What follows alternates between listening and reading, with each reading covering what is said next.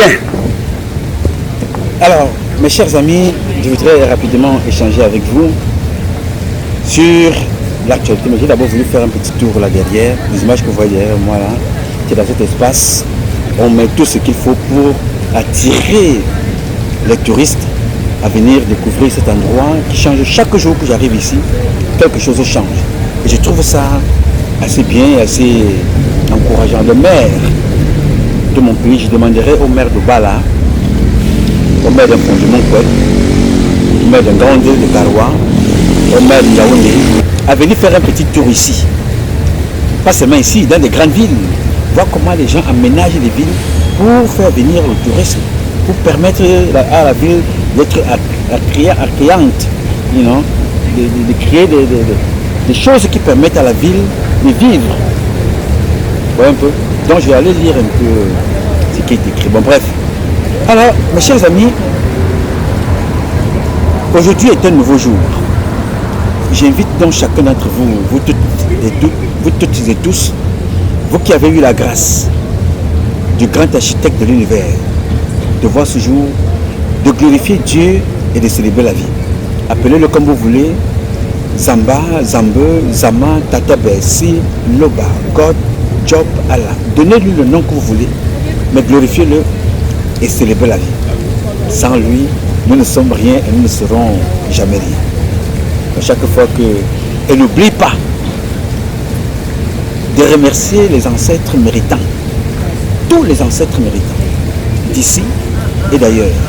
Connus et inconnus. Visibles et invisibles. Humains et nature. Qui ont bien voulu que nous soyons là.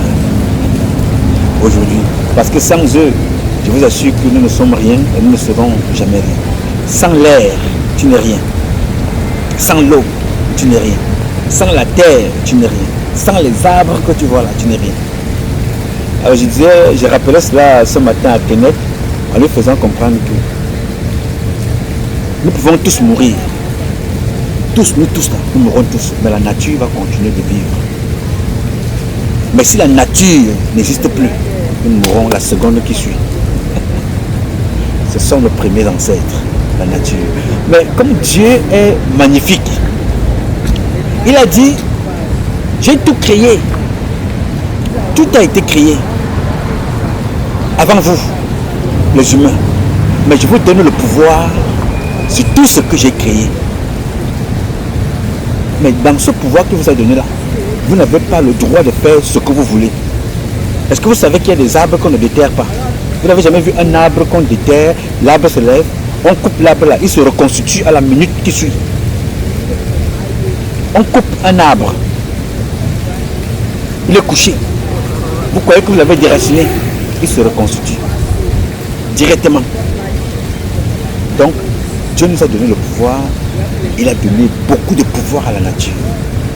Donc, ce sont nos ancêtres. Respectons donc nos ancêtres. Alors, mes chers amis, merci de nous écouter quotidiennement. Mais je voudrais rapidement partager avec vous une réflexion sur le débat actuel. Je ne vais pas entrer dans les détails, mais je vais commenter aussi. Pour une fois, je vais commenter vos commentaires. Le président Biya avait dit, je ne commente pas les commentaires. Mais je vais commenter vos commentaires avec moi.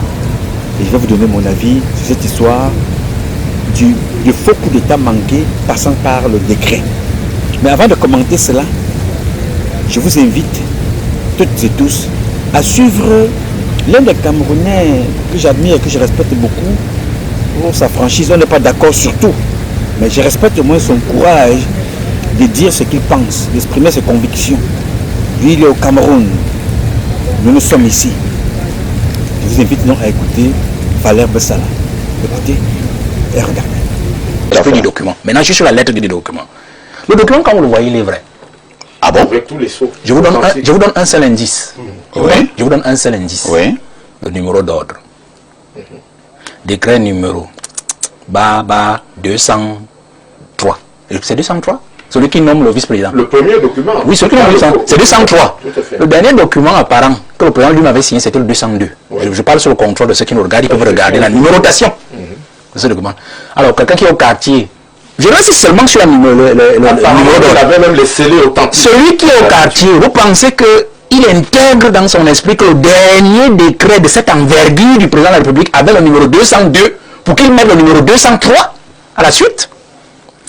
Laissez le timbre. Tout le monde peut reproduire le timbre avec l'IA et tout, ainsi de suite. Quand vous regardez le document, vous sentez le nom du petit a été ajouté. Et quand même bien. Le premier nom. Et quand même bien. De la cuisine de sa cuisine. Et quand même bien, c'est un flagorneur, ou du moins un petit blagueur au quartier, comme le disait l'aîné qui est tout à l'heure, qui a vraiment fabriqué cette affaire. Vous pensez qu'il peut oublier 2 de ses noms sur un document que où lui-même il se nomme? Non. Il peut oublier 2 de ses noms. Vous comprenez ce que je dis?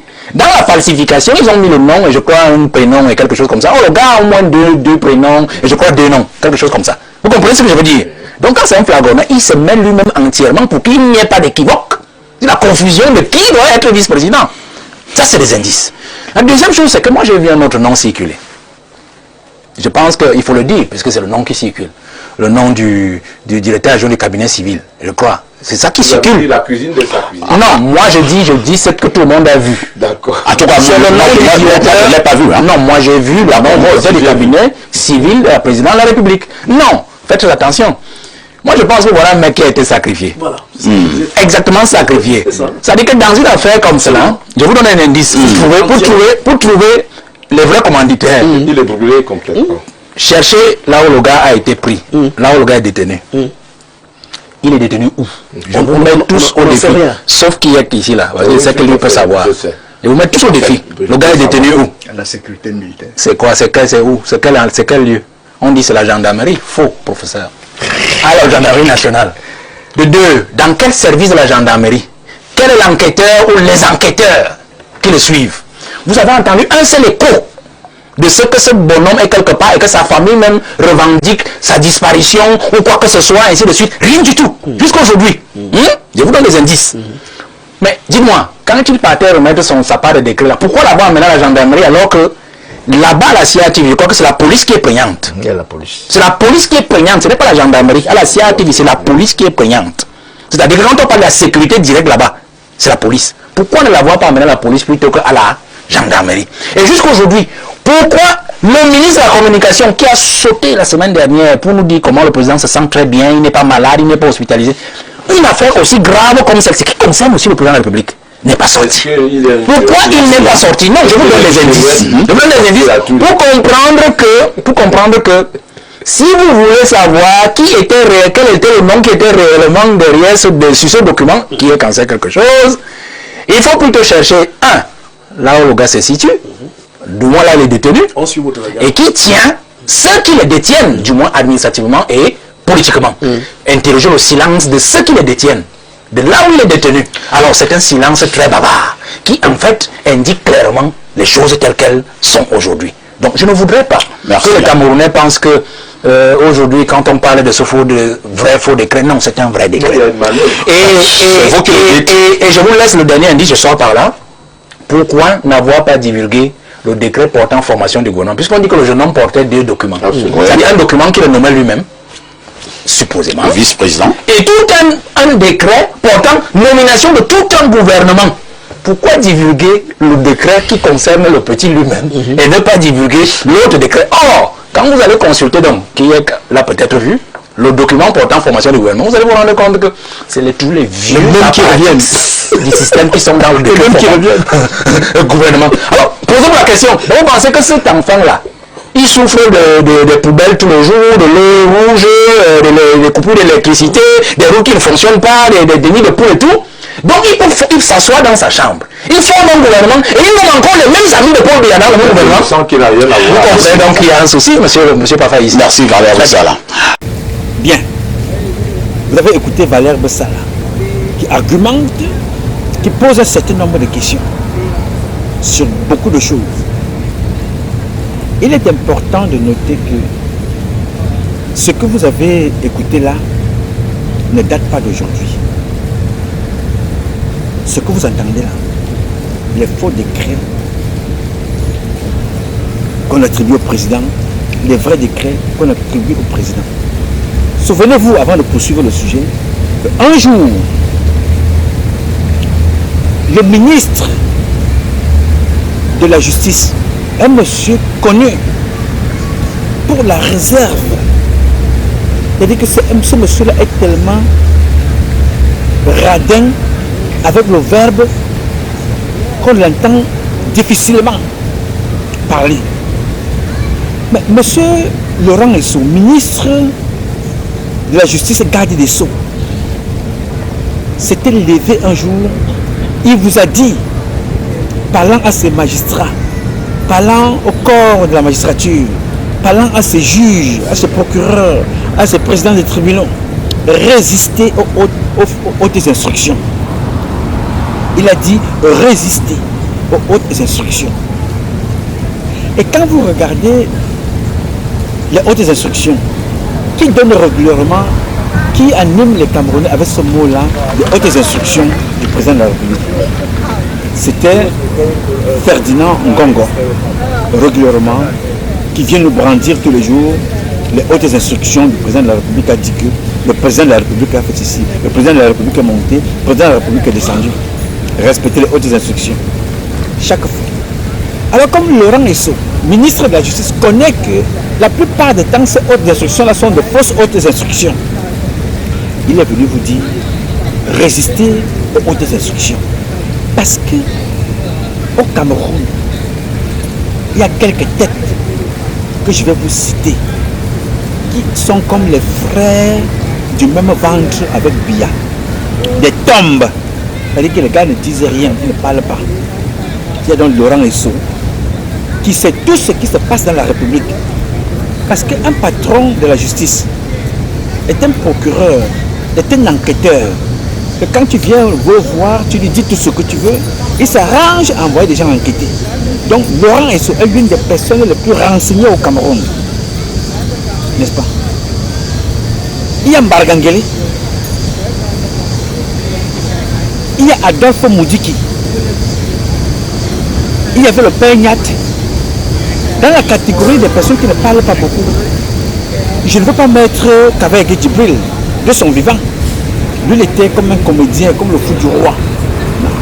Nyat n'était pas comme ça. Nyat est très réservé. Adolphe Moudiki est réservé. Vous avez aussi un petit vieux là, l'un de nos parents, un côté. Il ne parle pas beaucoup le truc de l'État, publiquement comme ça. Il est un artificier dans le parti. Il y a Atangana Clément. Vous voyez un peu, je vous prends toutes ces personnes-là, et il y a aussi certains qui sont aux côtés du président, qui sont des hommes en tenue. Vous n'entendez pas leurs propos de façon publique. Ils agissent aux côtés du président. Ils savent l'impact que cela représente. Leurs paroles. Ils ont choisi d'être dans le calme, à la réserve du président. Ils ne sont là que pour porter la parole du président, les actions du président dans le calme. Alors, quand Laurent Esso arrive, il veut faire comprendre que résister aux hautes instructions, c'est parce qu'il est renseigné. Il sait. Je vous ai parlé là des gens âgés, des gens qui ne disent jamais rien, en mal ou en bien. Mais ce sont des gens qui savent tout. Alors, quand vous voyez Valère Bessala venir vous parler de ce qu'il dit là, venir vous dire, vous poser des questions. Cet extrait interroge tout le monde. Le président connaît. Ils savent que ce qui a été fait là a été fait par le camp Nanga. Ils le savent très bien. Ils savent très bien. Mais d'autres viendront vous faire comprendre que Oswald Baboki est victime. On a utilisé le nom d'Oswald Baboki. Toutes ces personnes-là sont des gens qui ont plongé Paul Biya dans la situation dans laquelle il se trouve aujourd'hui. Tous. Oswald Baboki, Chantal Biya, Ferdinand Ngongo, Madame Oswald Baboki, Chantal Biya, Madame Ferdinand Ngongo, tous là, Ils ont pensé à un temps soit peu que pour aller de l'autre côté, il faut toujours passer par le faux. Partout par la fraude. N'est-ce pas? Kenneth me disait ce matin que Ngongo tient Chantal bien par ses enfants. Parce que Ngongo a introduit ses enfants à faire des business, notamment la canne, le Covid. Il a impliqué tous ses enfants à l'intérieur. Est-ce qu'au Cameroun, vous avez besoin de faire le faux quand tu es à ce niveau-là? Au Cameroun, on n'a pas besoin de rentrer dans le faux. Parce que il suffit d'avoir des agréments. Par exemple, l'agrément du sucre. Nous avons Banjob, mais on trouve quand même qu'il faut avoir l'agrément du sucre pour aller acheter le sucre que vous amener au Cameroun. Bon, nous avons la possibilité d'avoir des agréments, avoir des personnes pour venir investir au Cameroun. Est-ce que quand tu as un agrément, tu as besoin de prendre l'argent dans les caisses de l'État? Ngongo est un voleur, est un bandit à col blanc. Ils ont détourné beaucoup d'argent. Avec Madame Célestine Ketcha. Alors, quand on parle donc de ce faux décret, ma première question à vous autres est que quand on a braqué chez le président, dans la maison du président de la République, est-ce que on vous a montré les voleurs, les braqueurs? Est-ce qu'on a un jour fait l'effort de remonter jusqu'à ceux-là qui ont instrumentalisé le braquage dans la cave du président? Combien de temps ce vol-là dure? Est-ce la première fois? Quels sont les responsables de la sécurité? Qu'est-ce qu'on a fait pour empêcher que cela arrive? Souvenez-vous également qu'il y a eu du vol, le cambriolage ou tentative de cambriolage dans le cabinet civil, dans le bureau de Mvondo Ayolo, au palais présidentiel. Au palais présidentiel. Souvenez-vous que dans ce palais-là, il y a des Camerounaises et des Camerounais qui travaillent là-bas de façon fictive. C'est-à-dire des emplois fictifs au palais présidentiel. Donc, ce que vous avez vu là était organisé parce qu'ils pensaient que dans leur tête, ils vont réussir leur coup parce qu'ils ont trop attendu. Un jour, quelqu'un avait dit écrire une thèse, soutenu une thèse sur le silence de Biya, ou le silence du président Biya. C'est-à-dire qu'ils ont attendu le remaniement, ils ont attendu la nomination, ils ont attendu la nomination du vice-président, ils ont attendu la mort de Paul Biya. Ils ne voient pas ça venir, ils disent voilà, il faut forcer la baraque. Je dis, aussi longtemps que le président Biya ne va pas exécuter ce que les prérogatives que lui donne le code pénal, la peine capitale, la condamnation, les arrestations, les condamnations à la peine capitale de ces gens-là, un jour, on va trouver que lui, il a été étouffé dans son lit, ou quelque part, on lui a injecté le nunchum, on n'en parlera plus, le Cameroun va s'embraser. Parce qu'en aucun moment, nous allons accepter que ceux-là qui ont conduit le président Biya à la destruction du pays viennent au pouvoir. Non, nous n'allons jamais accepter ça. Parce que toutes les personnes que vous voyez là, Oswald Babouké, son parc automobile est waouh. Sa maison est waouh waouh. Est-ce que vous comprenez? Ces entreprises sont mamefous. Ils ont connu la route de Dubaï, l'artiste footballeur international. Mais leur vie a changé. Eux, leur vie a changé. Sauf la vie du peuple. On doit remettre tout sur la tête des Biya. Mais rien sur ceux-là qui sont censés mettre en application la politique du président Biya. Et ceux-là qui ont contribué à l'échec de cette politique viennent aujourd'hui nous faire comprendre que pas de moyens de vol, pas de moyens de détournement, pas toutes sortes de moyens. Ceux-là viennent nous faire comprendre que voilà, ils vont remplacer Biya. Et ils pourront faire mieux que le président Biya. Ils pourront faire mieux que lui. Alors que ils sont déjà président Biya. Là, ils les occupent au secrétariat. Au secrétariat. Kenneth me disait encore ce matin que grand frère, il y a quelque chose qui t'a échappé. Dans l'affaire Martinez Zogo, pose-toi la question. La DGRE, la DGRE est sous la tutelle de qui? Dans la nouvelle reconfiguration de la présidence, la DGRE est sous la responsabilité de qui? Parce que pour l'assassinat de Martinez Zogo, ces colonels ont utilisé le matériel de l'État, de la DGRE. Mais qui les a mis en mission? La DGRE, depuis 2011, est sous l'administration du secrétariat général. Allez regarder ça. Je vais vous le donner, je vais poster sur ma page Facebook. Sous la responsabilité du secrétariat général. Pour la nouvelle reconfiguration, je pense que décret numéro 412. Si vous allez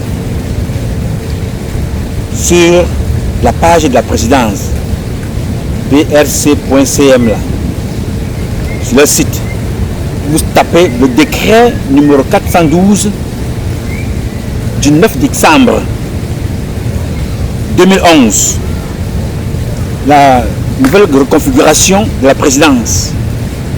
Vous allez retrouver quelque part, je pense à l'article 11. Vous voyez là à l'intérieur quelle est la position de la DGRE qui dépend sous la responsabilité du secrétariat général. Et qui est au secrétariat général? Gongo, il est président. Au-delà, il a ce qu'on appelle la délégation de signature. Délègue. La délégation de signature lui a été déléguée par le président. Il décide en tant que président. Voyez-vous? Donc, il a pris cette délégation de signature-là, pas comme un outil d'État, mais il a pris ça comme un bien privé. Donc, il s'en occupe, il en abuse, il use et en abuse de l'usage. Alors, quand vous regardez ce qui s'est passé avec le faux décret, le vrai ou faux décret, il faut voir la configuration. La DGRE qui est au palais, que le cas là a reconstitué, la DGRE qui est là à Yaoundé, hors du palais, il faut voir la gendarmerie nationale, le Galaxy Toga. Toutes les personnes qui sont à ce poste-là sont des personnes qui ont été proposées et nommées par l'homme à la punk. Et le président a signé. Mais quand il y a brouille, on veut que c'est Paul Biya qui porte la casquette, mais pas ceux qui ont proposé ou alors ceux qui ont organisé ce qui s'est passé. Mais tous les services de renseignement de la présidence devaient être sanctionnés. D'abord, tous les services de renseignement de l'extérieur devaient être sanctionnés et chacun devait perdre son poste et aller répondre de leur forfait à l'extérieur étant en prison. Parce que c'est trop d'humiliation dans la violation des institutions. C'est ce que vous voyez là. Trop d'humiliation. Vous avez vu souvent Ngongo s'asseoir dans son bureau, écrire que le président de la République a demandé qu'on donne un marché. Vous voyez le président Paul Biya en train de décider que depuis que moi je connais ce monsieur-là, bon, il décide que bon, là où je suis là, j'ai décidé que bon, le marché sur la route d'Ayos, par exemple, à Konon, le marché sur la construction de la route de Bala. Bon, donner ce marché-là à Jean-Philippe Odorosu. Paul bien n'écrit pas comme ça. Mais Ngongo a écrit comme ça. Plusieurs fois. Ngongo a saisi Manoda Malachi. Non, tel marché donne à tel. Ngongo a saisi le ministre de la Justice, lui faisant comprendre que à Tanganakuna, qui a été jeté en prison pour avoir volé de l'argent, et que à Tanganakuna là, a fui le Cameroun avec le biais et l'accompagnement d'un colonel appelé Mbanku Emile. C'est un adjudant de la sécurité militaire qui escorte quelqu'un qui a volé les biens de l'État jusqu'au Nigeria à l'hôtel. Le président de la République était encore en déplacement officiel à l'extérieur. Il a dit qu'avant que je n'arrive au Cameroun, que ce monsieur-là soit ramené là où vous l'avez amené. Et ce fut fait avant que le président de la République ne rentre. Les mêmes qui l'ont amené sont allés le chercher pour le ramener au Cameroun. Mais sachant que à Tanganakuna, avec beaucoup d'argent, il fallait partager cet argent-là et après le faire fuir parce que à Tanganakuna, c'est quelqu'un qui n'aime pas la pression, qui veut se mettre là-bas, commence à dire des choses. Ngongo a harcelé chaque nuit, chaque jour, chaque minute, chaque seconde le ministre de la Justice, demandant sur haute instruction. Le président de la République demande la libération de Tanganakuna parce qu'il a restitué le corps du délit. Vous imaginez un peu, il a restitué le corps du délit. Bon, pour cela, il doit être libéré. Mais les gens qui ont restitué le corps du délit, il n'est pas seul. Les gens qui sont en prison pour rien sont là-bas en prison, mais personne ne peut les faire sortir. Pourquoi est-ce que ce monsieur utilise des fausses instructions pour libérer à Tanganakuna? Le président plie toujours le doigt. Ce monsieur a tellement fait des choses que vous ne pouvez pas imaginer. Le président plie le doigt. C'est ce que nous reprochons au président de la République. La lenteur, le laxisme. Et à force de faire ça, on nomme ces personnes-là considèrent que le président est faible. À force de ne pas agir, il considère que le président est faible. Pour cela, il pousse le bouchon. Au point où quand on tue un enfant comme Merveille, chez Ngongo Ferdinand, l'enquête est classée sans suite. Au point où quand on tue un monsieur comme Jean-Marie Benoît Mbala, l'enquête est classée sans suite. Au point où quand on tue Madame Mbala Marie-Louise, on passe de problèmes de terrain, les enquêtes sont classées sans suite. Mais les personnes qui sont chargées de mener ces enquêtes-là, ce sont des gens que Ngongo Ferdinand a proposé au président, on a signé, on les a nommés. Mais à un certain moment, il faut faire l'autocritique, il faut se remettre en cause. Qu'est-ce qui n'a pas marché? Ces gens-ci ne rapportent rien. Il faut virer cette équipe-là. Non, on ne peut pas les virer. Pourquoi? Parce qu'ils sont en mission. Quand vous entendez donc Justin Danwi dit, lui, il rendait des comptes de ce qui se passe dans nos frontières à Amourou Belinga. Amourou Belinga allait vendre ces informations-là en Guinée. C'est pour ça régulièrement quand les gens viennent s'asseoir ici, viennent nous faire comprendre qu'Amourou Belinga est innocent, Amourou Belinga est ceci, Amourou Belinga est cela. Ou alors mon jeune frère qui est né depuis la Hollande me dit que bon oui, Amourou Belinga n'est pas propre, mais dans cette affaire, il n'y est pour rien. Il dit que mais bon, papa, ne regardons pas seulement là où on est tombé. Regardons où là on a connu le pied avant de tomber. Amourou Belinga a contribué aux fausses instructions. Dans les audios, vous les avez écoutés. Amourou Belinga a contribué à affaiblir le pouvoir du président, l'autorité du président. Parce qu'il a fonctionné avec la même structure de déstabilisation des faux contrats, gagner des marchés, gagner des faux marchés, la ligne 94, la ligne 95, la ligne 65. Amourou Belinga est là-dedans. Il a contribué de façon active. Mais maintenant, dans le crime, qui a tué Martinez Zobo? C'est facile si vous avez la possibilité d'avoir des téléphones de personnes.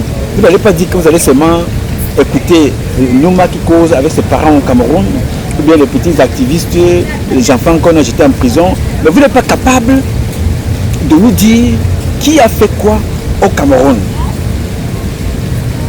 Eux-mêmes, des spécialistes des renseignements, nous font comprendre qu'on a arrêté Amogo Belinga. Je ne me réagis pas du faux décret présidentiel. Je suis en train de vous donner là des indices qui démontrent que ces gens-là sont coutumiers de ces comportements-là. On vous dit qu'Amogo Belinga avait plus de 10 ou plus de 10 téléphones. On a retrouvé seulement 2. Non. Les 10 téléphones ne sont pas perdus.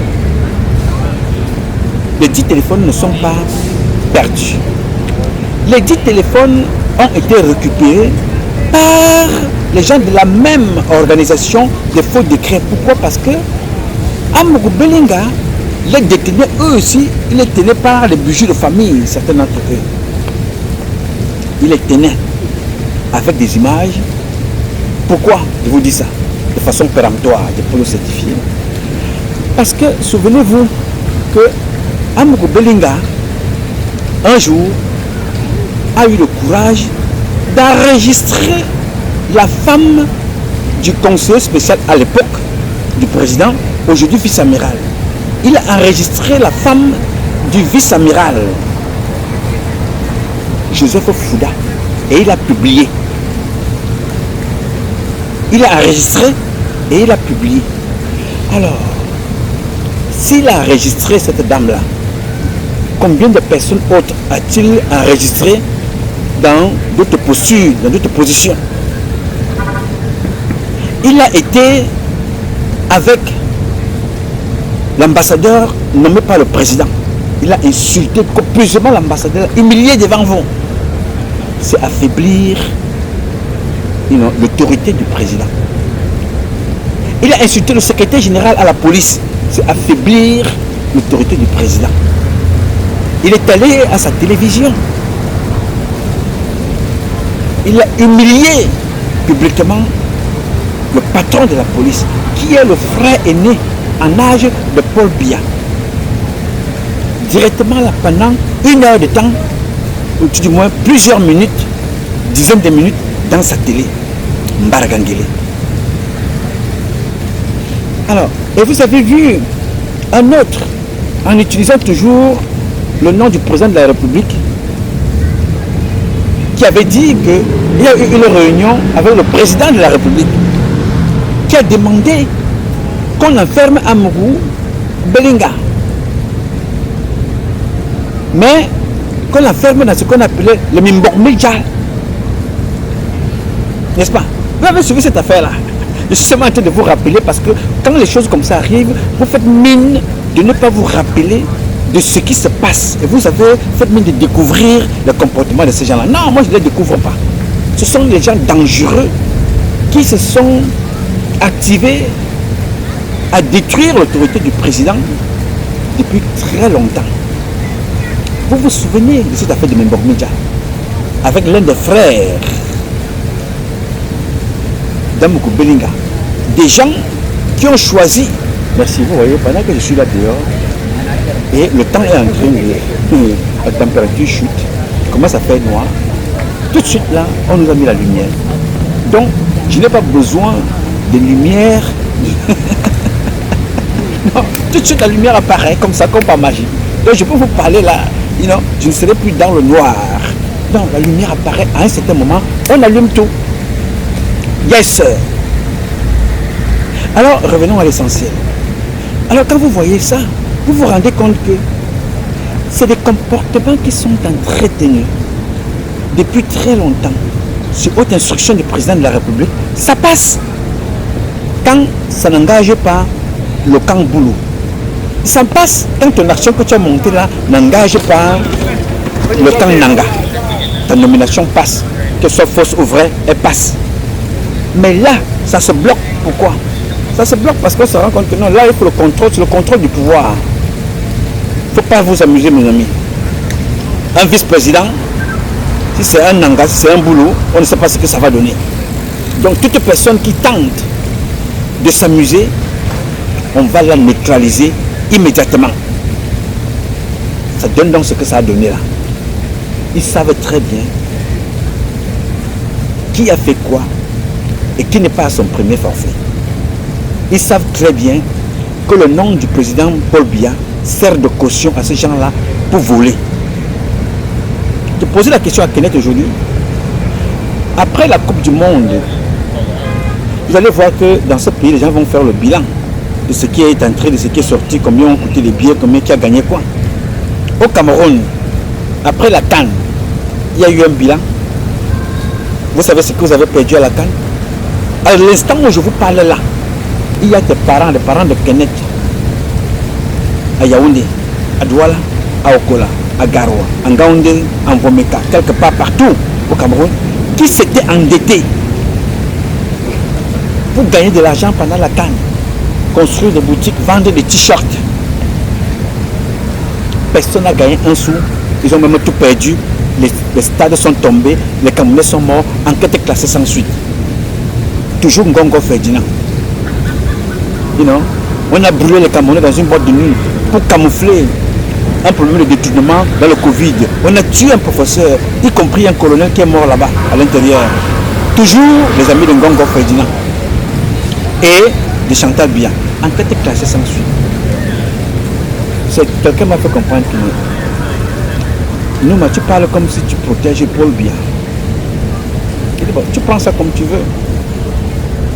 Chaque fois que vous verrez quelque chose, mettez le président Paul Biya au-dessus, désignez-le comme responsable, désignez-le comme comptable. N'est-ce pas? Mais quand vous avez donc fait ça, n'oubliez pas de vous poser vous-même votre propre responsabilité, la responsabilité des autres.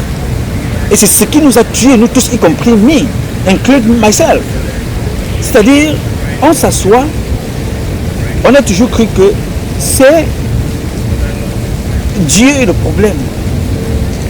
Comme je vous disais hier dans une publication, Dieu t'a fait naître sur une terre riche.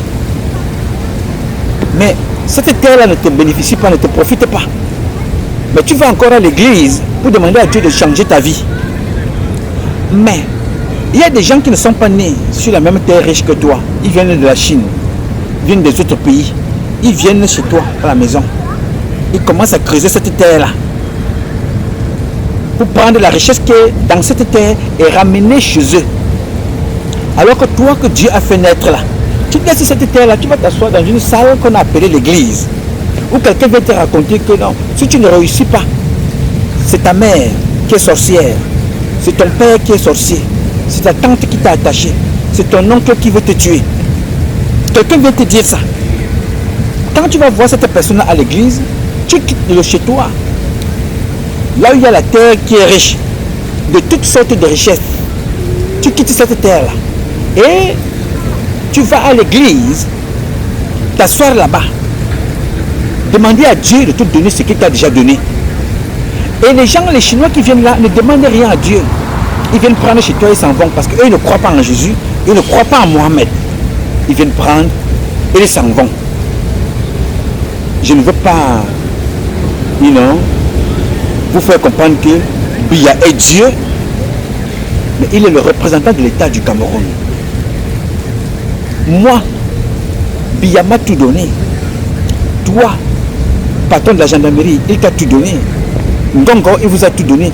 Il vous a tellement tout donné qu'il t'a même donné la délégation de signature. Mais tellement tu as usé de la délégation de signature dans tes manœuvres privées que quand tu échoues, il faut que ce soit Biya qui porte la casquette. Automatiquement. Il portera la casquette parce qu'on va toujours lui poser la question, mais papa, mais pourquoi tu as attendu si longtemps avec ce type? Mais tu devais le mettre en prison depuis. Pour que ça serve de leçon que toute personne qui fera ça doit être sanctionnée. Tu l'as dit à Charles Ndongo. J'ai donné des directives au gouvernement, au Premier ministre, au ministre des Finances, au ministre de la fonction publique, à tout le gouvernement, pour qu'ils montent d'un camp. Dans cette lutte. Dans cette lutte. Nous ne pouvons pas lutter contre la pauvreté en laissant les gens détourner les fonds publics. Tu l'as dit partout. Pourquoi tu as attendu longtemps? Au point où c'est devenu une habitude pour lui de voler, il est sûr que c'est-à-dire régulièrement, nous faisons cela, mais rien ne se passe, rien n'arrive, il n'y a aucune sanction. C'est donc devenu normal que quand ça se passe comme ça, on ne parlera pas d'un gongo de partouze, on ne parlera pas d'un gongo de crime, on ne parlera pas d'un gongo de la vente du sperme, on ne parlera pas d'un gongo de détournement, arracher les terres, on ne parlera pas de Ferdinand Gongo, on ne parlera pas de Vat Baboki, on ne parlera pas de sa femme, on ne parlera de rien, mais on parlera de Biya à ce moment-là. C'est pour ça que je vous ai pris cette image-là de Dieu qui nous a tout donné, et nous laissons tout ce que Dieu nous a donné. C'est comme moi aujourd'hui, Dieu m'a donné la possibilité de parler. Cette possibilité-là, il y a des gens qui ne parlent pas, ils sont des muets, parce qu'ils sont nés comme ça. Donc Dieu m'a donné la possibilité de parler, de dire ce qui est bien et ce qui n'est pas bien. Donc je refuse de parler. Maintenant, quand quelqu'un d'autre parle et dit le contraire de ce qui m'arrive, je vais me plaindre à qui? Je vais demander à Dieu de me donner la possibilité de parler, alors que Dieu m'a donné la parole, la possibilité de dire ce que j'ai à dire. Je peux le dire en bamileke, je peux le dire en bassa, je peux le dire en iton, en foufoudé, en anglais ou en français. Je peux le dire, je peux choisir une langue. Je parle, mais je ne parle pas. Mais je vais plutôt aller dénoncer RFI. Non, voici ce que RFI a dit. Ce n'est pas ça. C'est faux. Mais qu'est-ce qui m'empêche de dire la vérité? Je veux voir mes enfants grandir. Mais je vais m'asseoir ici. Il serait plus facile pour moi de condamner RFI, qui est dans son business, de condamner certains journaux qui sont dans leur business. Ils font de l'argent. Mais il est facile pour moi d'aller attaquer ces journaux-là, de dire qu'ils mentent. Ils ne disent pas la vérité, que d'utiliser les mêmes propos pour dire la vérité que je connais. En ce moment-là, quand je me retourne, je ne peux pas parler de Ngongo, je veux voir mes enfants grandir. Je ne peux pas parler de Gala, c'est tout cas, je veux voir mes enfants grandir. Non, si je parle aux autres Babouké, non, on va me tuer, je veux voir mes enfants grandir. C'est la même chose, les gars. C'est la même chose. Donc chacun d'entre nous doit prendre ses responsabilités. Et je vous dis ici, mes chers amis, ne me voyez pas comme vous me voyez assis ici là. Je le dis, je le pense. Nous allons combattre toute personne venant de ce système-là qui veut prendre le pouvoir alors qu'ils ont le pouvoir. Qu'est-ce qu'il faut? Parce qu'il faut qu'on marque président Ngongo. Ngongo avait le même pouvoir que Martin Bellinger Boutou. Ngongo avait le même pouvoir que Foumanaka. Il fallait voir Foumanaka avec les sacs d'argent que les magistrats allaient déposer chez lui. Puis il vous regarde. Il s'est dit, mais si c'est ce que vous voulez de votre justice, une justice corrompue, ne dites pas demain que je ne vous ai rien donné. J'ai même fait ce qu'on appelait des postes créés. Il a créé des postes parce qu'il était capable de créer ministre de poubelles. C'est-à-dire, tu ne gères que les poubelles. Tu ne gères que des poubelles. C'est comme tout récemment, il a créé un poste. Il a dit à Antoine, Bel-Antoine, bon, voilà. Tu es là, je t'ai entendu parler, tu passes à RFI, tu passes à gauche et à droite, tu parles toujours, ok, je crée un département, occupe-toi des stades. Il a fait la même chose avec Zang-Antoine, ministre de la ville, nomination. Mais faites votre travail. Faisons notre travail. Mais moi, je vous dis toujours que je fais la différence entre l'institution qui a échoué avec notre contribution et le père Biya que nous avons contribué à tuer, comme nous sommes en train de le tuer avec la complicité de son épouse, Madame Vigourou. C'est toujours nous. Ça se passe avec nous, dans nos familles à la maison. Ton papa t'envoie à l'école, il a dépensé toutes ses économies pour te lever, pour que tu sois éduqué, que tu ailles t'instruire. Tu vas faire là ce qu'il n'a pas pu faire. Et après, toi, tu viendras insulter ton père. C'est le comportement que tu poseras qui fera qu'on insulte ton père. Dans les autres babos que vous voyez là. Et par leur comportement, des imposteurs, concourt à ce que Biya soit insulté, humilié tous les jours. Concourt à ce qu'on tue des Camerounais. Parce que la semaine prochaine, quand je vais rentrer, je vais revenir sur une publication que j'avais déjà faite depuis, les crimes au Togo. Avec son chauffeur, ou c'est Zoua, ou c'est qui là.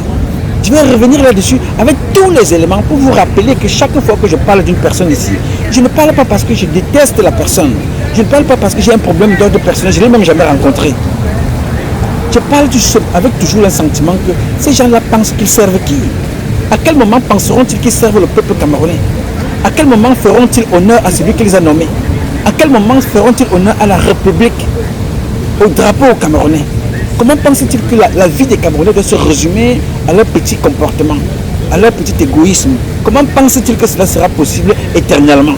Mais non, à un certain moment, les Camerounais vont se révolter, vont dire que trop c'est trop, n'est-ce pas? Alors, je vais conclure ici en vous disant, toujours en vous rappelant une image. Donc, je vous avais publié les photos en privé, les images de l'assassinat d'Idriss Déby, mort, hein? Le corps perforé de balles. J'ai des photos que certains d'entre vous n'auront jamais. Mais Idriss Déby n'a pas été tué par les Chinois. Le président Idriss Déby a été assassiné par des gens à qui il a tout donné, comme Biyabi Vono. Je vous prends toujours cette image-là. Si les terroristes ont réussi à tuer Idriss Déby, ça veut dire que les gens qui étaient autour de lui n'ont pas été capables de le protéger. Alors, pourquoi sont-ils là? À quoi servent-ils? Ils sont allés se faire former en France, en Angleterre, en Allemagne, aux États-Unis, partout, pour protéger le président Idriss Déby. Ils avaient le matériel, ils avaient l'argent, ils avaient le pouvoir, ils avaient l'autorité et la signature. Mais ils ont choisi le luxe, le bling bling à la sécurité. Ils ont laissé assassiner le président Idriss Déby. Parce que il les a pris. D'autres sont ses enfants, d'autres sont ses neveux, d'autres sont ses nièces, d'autres sont ses cousins, ses cousines, ses fils, ses filles. C'est ça qui constitue, la ceinture sécurocrate, qui constitue la ceinture sécurocrate du président Idriss Déby. D'autres parlaient un français mamefeu, mais ils étaient là, des commandants, des commissaires, très très élevés. Mais à la fin, les mêmes ont laissé tuer Idriss Déby par les ennemis. Bien. Supposons que ce ne soit pas des ennemis qui ont tué, les terroristes qui ont tué le président Idriss Déby. Ils ont été tués par son entourage immédiat. Ceux qui sont chargés de le protéger, comme Paul Biya. Idriss Déby a été tué par sa propre garde. L'arme qui a tué le président Idriss, ce n'est pas une arme qui avait une distance de 6000 km. On l'a tué à bout portant. C'était calculé, c'était préparé, c'était organisé. C'est ce que les gens là sont en train de faire avec Paul Biya autour de lui. Et que toutes les personnes qui sont autour de lui pour le sécuriser, à 99%, ont été choisis parce qu'ils sont proches de lui. Ont été choisis par confiance. Ont été choisis parce qu'on croit qu'ils peuvent protéger le président de la République. Mais ce sont ceux-là qui livrent le président de la République à la vindicte populaire, à l'insécurité, à tout, sauf à la sécurité. Demain matin, quel genre de mort attendez-vous de Paul Biya? On t'affaiblit ton autorité, on t'inonde de la corruption, on pousse ta femme à te manquer de respect avec des hommes, avec des femmes, en t'affaiblissant un peu partout, mais on veut que tu réussisses. Comment? Comment veux-tu réussir quand on réussit à te faire affaiblir ton autorité en passant par les gens qui sont autour de toi? Il y a plusieurs façons de tuer un coq. On le tue administrativement parlant, comme on fait au Cameroun. On le tue par les détournements, on tue par des crimes, on tue par des vols, on tue par le manque de respect des institutions, on tue par les intimidations des autres ministres. C'est-à-dire, on se lève comme ça, on dit, tu haute instruction du président de la République, voici le président demande que tu prennes telle décision. Quand tu prends ça, ce n'est pas celui qui est venu te dire, c'est toi qui as appliqué. Et Laurent, je vous dis, résistez aux hautes instructions. Parce que c'est le même faux décret. Oui, monsieur. C'est le même faux décret. Décrié par la plupart de certains Camerounais qui sont courageux. Mais Sanga Nyamding vous a déjà parlé de ça plusieurs fois. Mais Sanga Nyamding en parlait. Charles Atebe en parlait. Il en parlait régulièrement. Même Mathias Ouonangini, à une certaine époque, en parlait déjà de ce comportement-là. Moi, je ne pense pas à l'utilité d'un système où les gens sont présidents pendant 30 ans ou 40 ans, hein, comme notre président actuel, où les gens sont ministres pendant 20 ans. Donc vous ne voulez pas que votre père occupe le poste? Laissez-moi continuer. Moi, je pose des problèmes de principe, je ne pose pas des problèmes d'individu. Oui. Comme mon propre père, en l'occurrence. Mais que ce soit lui ou un autre, ça ne change rien. Oui. Je crois que de tels systèmes ne sont ni utiles, ni sérieux. On peut, sur des périodes plus courtes, permettre à ceux qui ont des fonctions de direction politique à exercer, d'être plus efficaces, précisément parce qu'ils savent qu'ils ont un temps limité. Et on peut organiser nos systèmes institutionnels de telle manière que, dans ce temps plus court, on leur donne plus de moyens d'avoir un impact positif et sérieux sur le cours de notre société.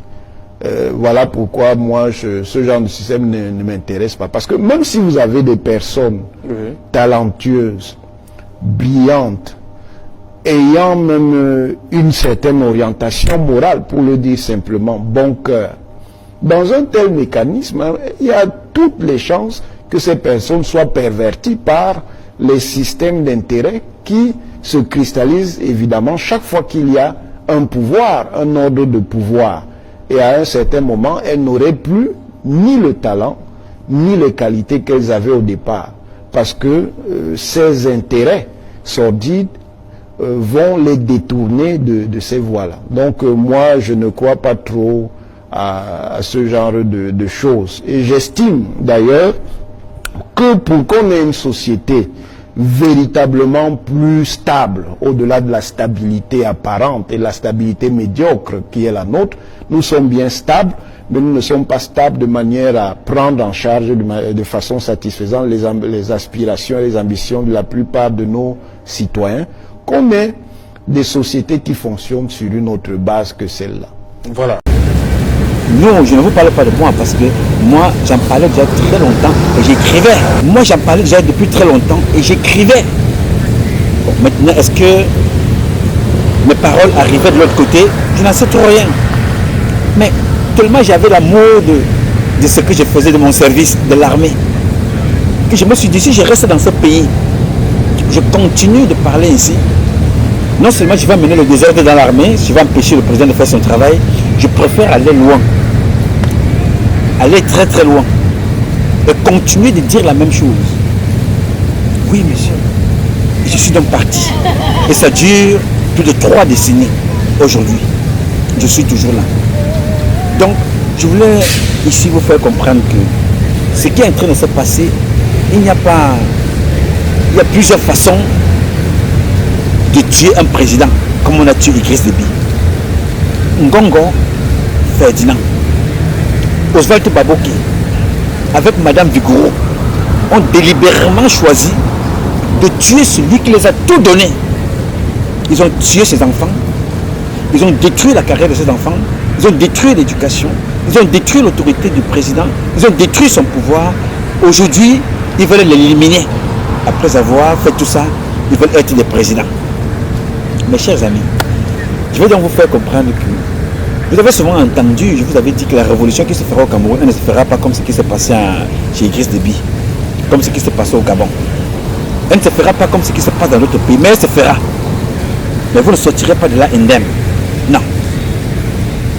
Chantal ne peut pas être présidente au Cameroun.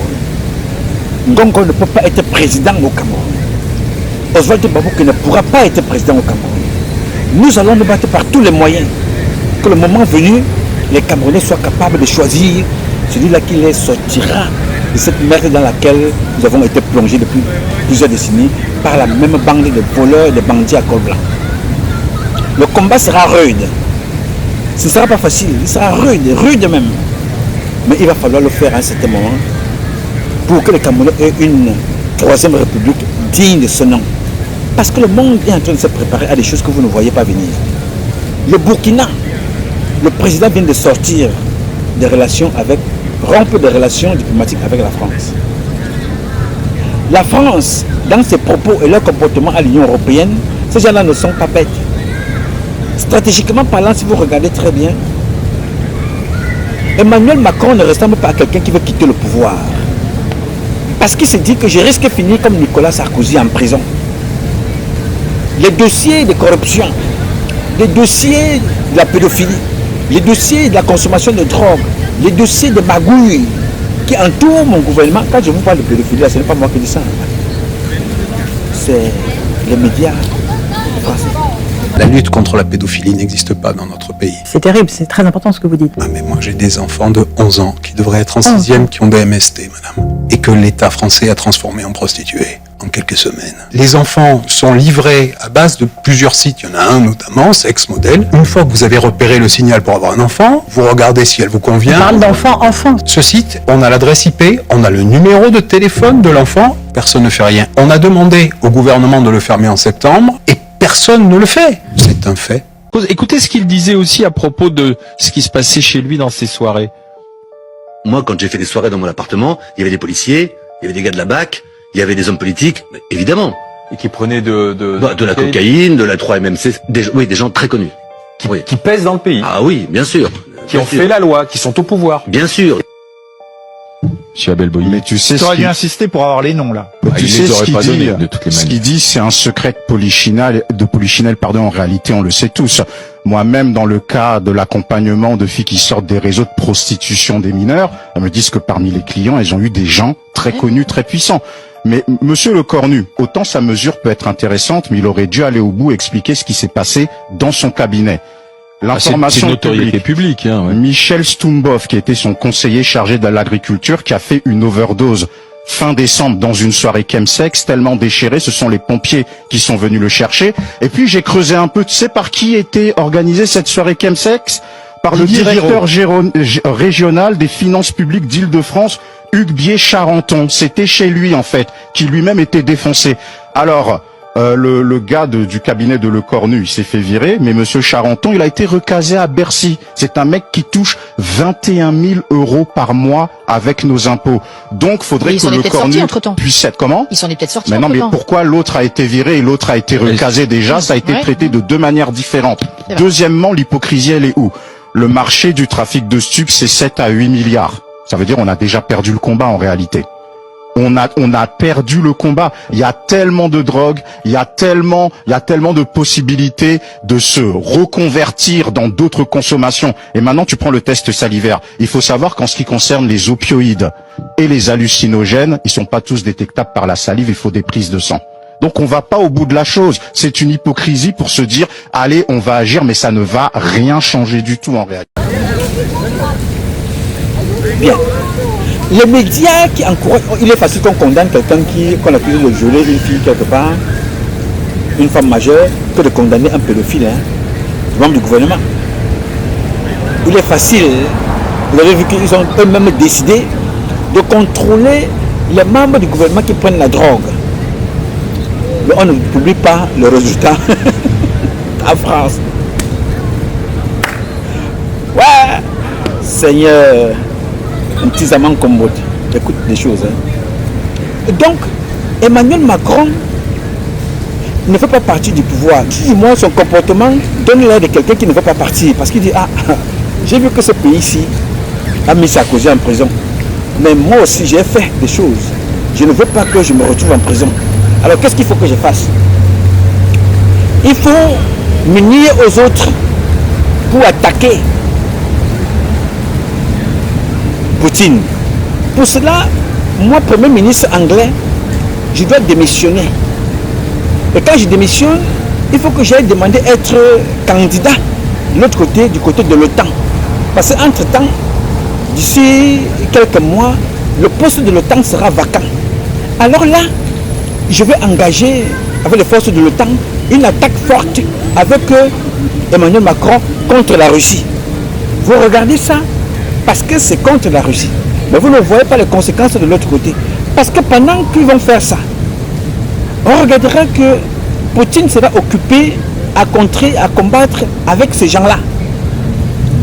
Emmanuel Macron, qui veut absolument mettre ces gens du côté du Mali, du Burkina et du Niger, et l'Union européenne, bien qu'ils ne disent rien, veulent que l'AES tombe, vont attaquer de l'autre côté.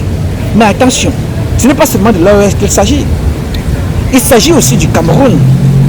Si normalement les gens qui vont prendre le pouvoir demain ne sont pas dans l'escarcelle de Emmanuel Macron, ce sera une pierre deux coups. Parce que les Lupo Motazé ont des armes, les Ferdinand Gongo ont des armes. Chacun s'est préparé quelque part. Donc, ce qui se passe en Europe aura d'une façon ou d'une autre des conséquences au niveau de l'Afrique, de la région, de la sous-région. Il faut donc que nous soyons prêts. Donc il faut toujours regarder les choses de façon tactique, stratégique, géopolitique, d'une façon nationale, régionale, internationale, voire mondiale. Donc, faisons attention et préparons. Je ne veux pas qu'un jour ou l'autre, le corps de Niat, la terre de Niat soit achetée par les Chinois, là où l'intérêt disparaît. Je ne veux pas que le corps de Kava et Djibril disparaisse un jour. Je ne souhaite pas que le corps de nos parents, les tombes de nos parents, soient des endroits violés. Des tombes là où ils se reposent soient violées. Parce que les Occidentaux ont créé le Panthéon où les personnes importantes sont gardées quelque part, enterrées là-bas, le bâtiment sécurisé. Parce que les Égyptiens ont réussi à protéger les corps de l'heure. On ne construit pas n'importe où en Égypte. Parce qu'on protège les morts. Alors pour protéger ces gens-là, il faut protéger nos terres. Pour protéger nos terres, il faut avoir des fils qui pensent comment défendre nos intérêts. Et penser comment défendre nos intérêts ne dépend pas seulement de ce que nous disons ici sur place, dépend aussi de la capacité à penser en tenant compte de ce qui se passe à l'international. Malheureusement pour Biya, et malheureusement pour le peuple camerounais, ceux qui ont été là aujourd'hui et depuis plusieurs décennies ont passé leur temps à penser la panse, à penser voler au Cameroun pour ramener au Qatar, voler au Cameroun pour ramener en Arabie Saoudite, voler au Cameroun pour ramener aux Émirats Arabes, avec la complicité des fils de ce pays-là. Parce que pour eux, ils pensent aller vivre à l'extérieur. S'ils ne réussissent pas leur petit coup d'État, ils diront qu'ils vont rester là-bas à l'extérieur et vivre. Donc, je vous dis, mes chers amis, préparons-nous. Si nous ne faisons pas attention, les lendemains seront difficiles dans notre pays, le Cameroun. Le père Biya a plus de 100 ans. Niat est parti. Tout ce que vous ferez maintenant après Niat là-bas, ça c'est votre problème. Kava et Djibril est parti. Tout ce que vous ferez après Kava et Djibril, c'est votre problème. Il a fait sa part. Mais est-ce que ces gens-là ont fait leur part pour préserver les prochaines générations? Non. Nous avons eu le temps de regarder. Il faut donc qu'on neutralise les mauvais comportements. Il faut qu'on stabilise notre pays très rapidement. Biya n'a plus rien à prouver avec personne. Certains généraux aujourd'hui pensent qu'il suffit d'être général. Si ça pète au Cameroun aujourd'hui, les enfants que vous avez mis partout ne seront pas capables de vous protéger. Vous avez vu ce qui s'est passé avec Atangana Kouna, je vous rappelle. Un monsieur qui a pillé les caisses de l'État, l'une des personnes qui a le pouvoir de sécurité, Ferdinand Gongo, a demandé que ce monsieur-là fuit. Il est allé rester dans un pays, l'un des pays aujourd'hui qui est à la cause de ce qui se passe dans notre continent. Il est allé rester là-bas. Tout un ministre pendant plusieurs années. Il marchait côte à côte avec le président de la République. Il fuit son pays, il abandonne le président dans le bateau, il part. Parce qu'il veut sauver sa tête. Comme Issa Chiroma, il dit, je veux voir mes enfants grandir. Il a fui après avoir créé le Boston, le boxon, il est parti. C'est ce que Chantal Biya a fait. C'est ce que Oswald Baboké a fait. C'est ce que Ferdinand Gongo a fait. Ils ont pris l'argent, ils ont gardé ailleurs. L'Hypomoutin, c'est pareil. Ils ont pris l'argent, ils ont gardé ailleurs pour leurs intérêts. Il faut nous laisser demain avec le corps de Biya. Ils vont fuir pour aller instrumentaliser les guerres, étant de l'autre côté, si jamais ils échouent d'être des vice-présidents, d'être des présidents. Alors, moi j'attire votre attention sur ce comportement-là.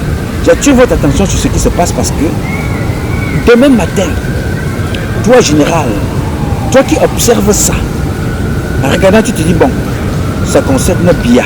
Non, ça ne concerne pas Biya.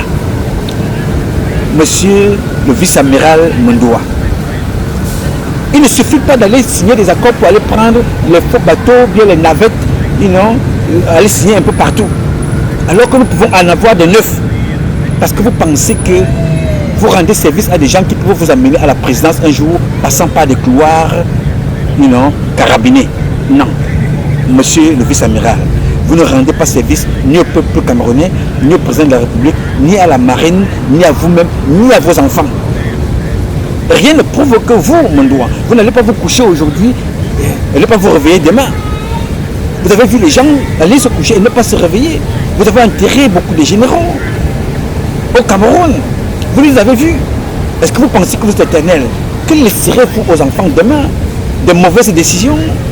À dire que vous pouvez vous coucher comme ça devant n'importe quelle autorité occidentale, tout simplement pour le prestige que vous voulez, le pouvoir, ou alors pour le prestige que vous ne regardez que vos intérêts personnels?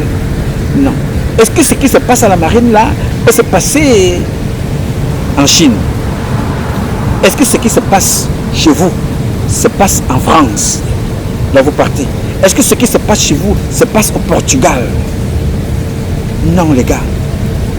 Agissez avec le souvenir qu'il ne faut pas que le reste de votre corps se retrouve un jour nulle part, alors qu'il devait se retrouver dans votre village. Ce que vous êtes en train de préparer aujourd'hui ne vous servira pas. Non. Regardez les pays. La Chine, ça se passe devant nous. On dit non, on n'a Dieu qu'à la Chine. Non, la Chine a fait ceci. La Chine a fait la magie. Regardez l'Éthiopie. Ils font la magie. Non les gars, nous avons tout pour réussir. Et je suis convaincu que la diaspora a beaucoup à donner. Nous avons beaucoup à apporter que ce que vous avez bien voulu démontrer aux gens aujourd'hui. Nous ne sommes pas ce que vous voulez nous montrer. Rien que les casseurs, il y a les docteurs, il y a les ingénieurs, il y a les enseignants, il y a les infirmières, il y a les hommes d'affaires, il y a les taximans. Nous avons tout dans la diaspora. Et c'est cette diaspora africaine qui a débloqué l'autre jour 151 milliards pour donner au président du Burkina. Donc c'est une diaspora qui compte. Et je suis convaincu que les Camerounais peuvent vous donner plus. En un mois, ils peuvent vous donner 1000 milliards pour reformer le Cameroun. Donnez-leur la possibilité de le faire. Ne réduisez pas les vôtres pour votre intérêt égoïste. Ne réduisez pas le Cameroun à des foyers de guerre. Vous allumez des foyers de tension. Vous ne connaissez pas quelle tension, quel foyer allumera l'incendie et qui va embraser tout le pays. Et vous ne serez pas épargnés. Vos enfants ne seront pas épargnés. Vos petits-enfants ne seront pas épargnés. Aucun président n'a fui son pays avec 500 personnes. Non. Aucun.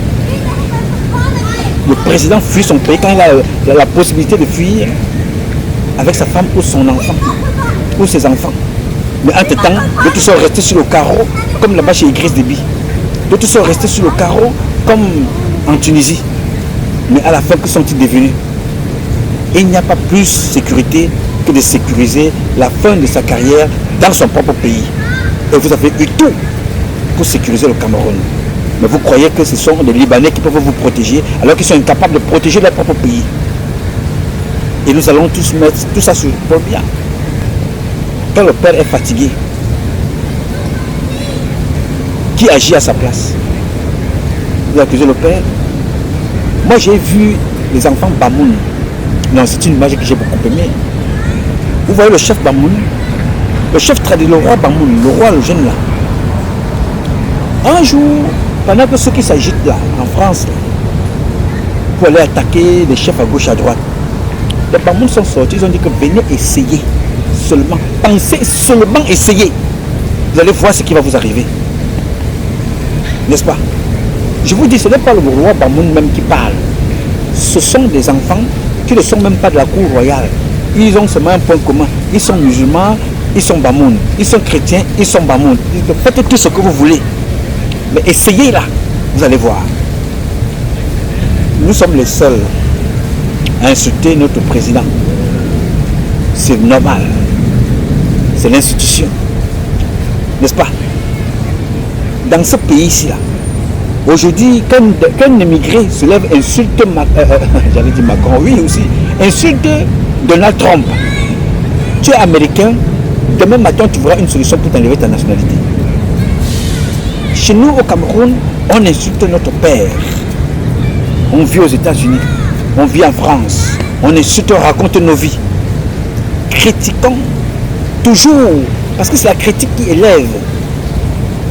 Mais ayons des limites à toutes choses. Vous comprenez? Je disais ce matin à Kenneth, à Washington DC, d'ailleurs, prochainement quand je ferai une émission, quand je ferai mon tour encore à Washington DC, j'irai là-bas à l'ambassade encore. Il y a beaucoup de Camerounais qui ont cassé partout les ambassades en Europe. Ils s'indignaient. Ils sont dans leur droit de s'indigner. Sortis dans leur droit de casser, à chacun son libre choix de décider. Mais moi aussi je m'indignais. Et comment est-ce que moi je m'indignais? Je m'indignais, je quittais chez moi. Je prenais le train avec mes équipes. J'allais là-bas débroussailler. Pourquoi? Parce que le même système avant Ngongo Ferdinand, à l'époque c'était Martin Bellinger Boutou, c'était organisé à vouloir vendre l'ambassade. Est-ce que vous comprenez? Ils voulaient vendre l'ambassade. Qu'est-ce qu'ils ont fait? Ils ont pris plusieurs fois des budgets qui ont été votés pour la rénovation de cette ambassade-là. Ils sont allés louer une chambre qui faisait office d'ambassade et de consul aux États-Unis ici. Et dans ce bâtiment, c'est l'âme d'Amadou Ahidjo. C'est l'âme d'Amadou Ahidjo. Le président Paul Biya n'a qu'une seule mission, entretenir. Et les mêmes personnes qui voulaient la chute de Paul Biya ont voulu vendre cette ambassade-là. Tu sais comment je me suis révolté? J'allais dormir là-bas pendant 3 semaines. Je dormais là devant l'ambassade. Je me levais le matin, j'allais me laver à l'hôtel. Je revenais dormir pendant 3 semaines. Et vous savez que les hôtels, les ambassades sont sous l'autorité des secrets services. Donc quand tu veux manifester comme ça, tu fais ta demande, que je veux manifester pendant 1 mois, pendant 2 jours, pendant 3 jours, pendant 3 semaines. Tu envoies, on légalise, on accepte ta manifestation, on refuse. Mais dans la plupart du temps, on accepte toujours. Donc on a validé ma manifestation. Donc j'allais là-bas dormir devant. Le matin, je me lève, je rentre, je débroussaille, je nettoie, je change le drapeau. C'était pourquoi? Parce que si je casse là, je casse l'œuvre d'un homme, Amadou Ahidjo. Si je casse l'entretien d'un homme, Paul Biya. Si je casse le patrimoine camerounais. Je dis non, je ne casse pas. Il va attirer l'attention du président autrement. J'entre là-bas, je nettoie, je balaie, je change le drapeau, et je sors, je fais un message. À force de faire ça, j'ai été saisi par les autorités américaines qui m'ont convoqué par rapport aux publications, par rapport aux documents qu'ils avaient rendus publics. Et ce sont eux-là qui avaient saisi le président Paul Biya.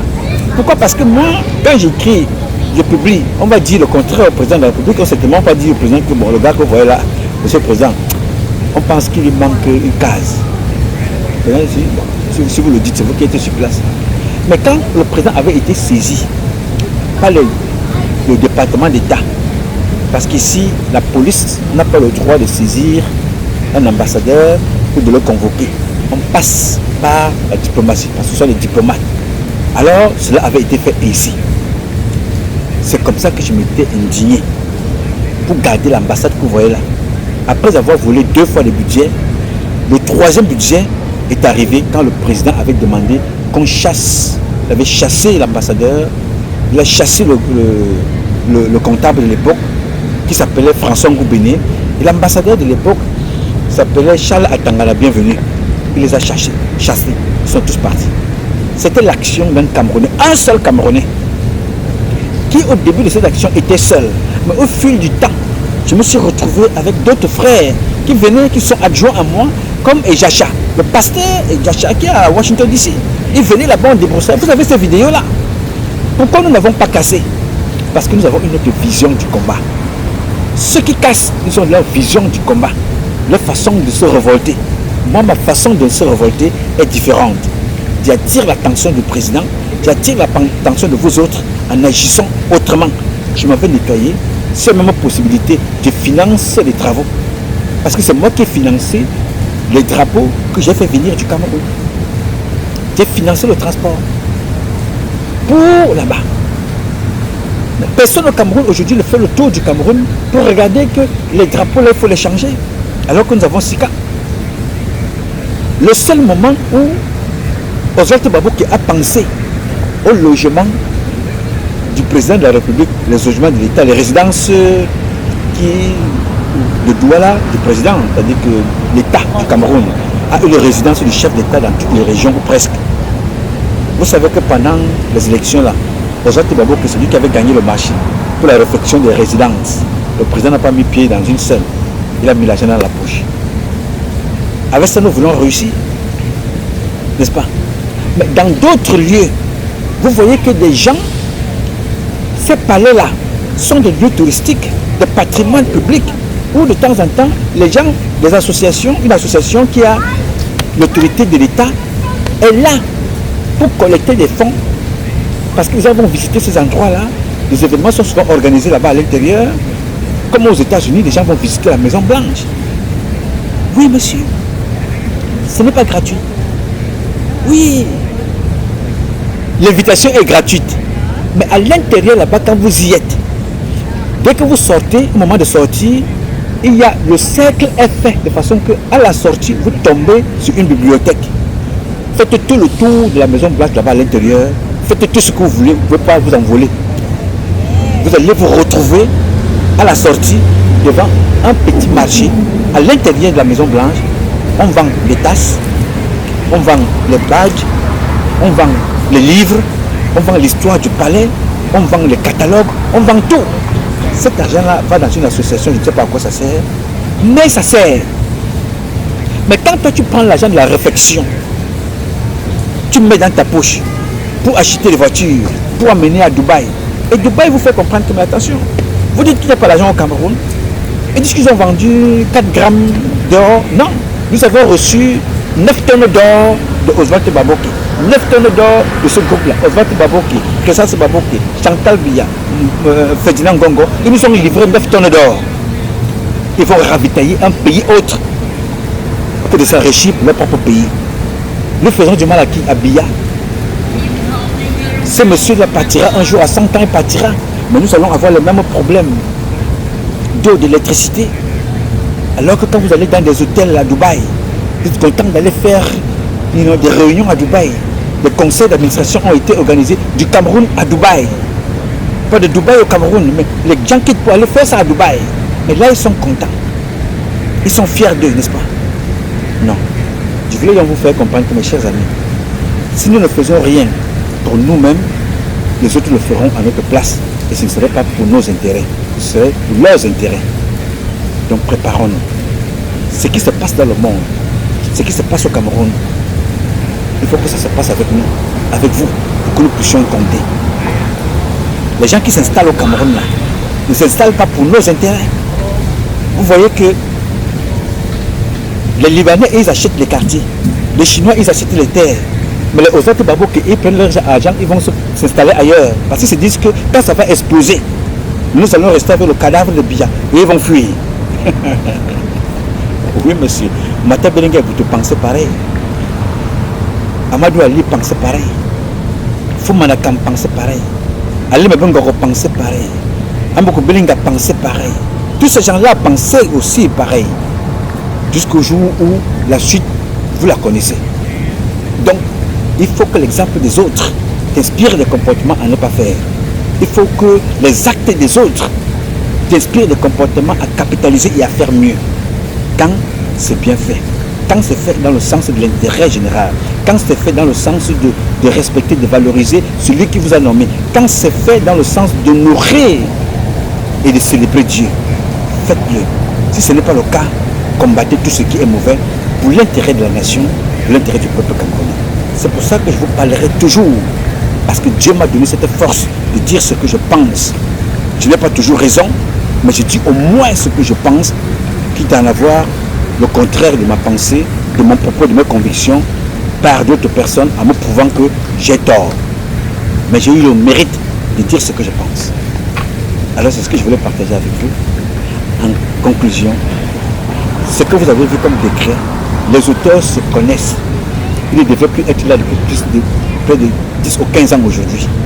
Ils ne sont pas les premiers, ils ne sont pas les derniers. Mais à un certain moment, il faut qu'on y mette fin pour transmettre une autre éducation à nos enfants, pour transmettre, pour léguer à notre Cameroun aux prochaines générations. J'ai dit. Alors mes chers compatriotes, ce combat est un combat de tous et de chacun pour un intérêt commun. C'est avec la volonté des Camerounaises et des Camerounais que vous êtes, et la bénédiction de Dieu que nous vaincrons. En attendant, le combat continue. Ce combat continue parce qu'un Cameroun nouveau est possible. Chacun d'entre vous, dans son domaine respectif, nous redonnerons à notre pays ses lettres de noblesse et nous ferons de ce pays la capitale du paradis sur terre. Je fais compter sur vous et je compterai toujours sur vous. Aussi longtemps que Dieu me donnera la vie, je donnerai le meilleur de moi-même. Je m'appelle Nouma Patrice Freeman.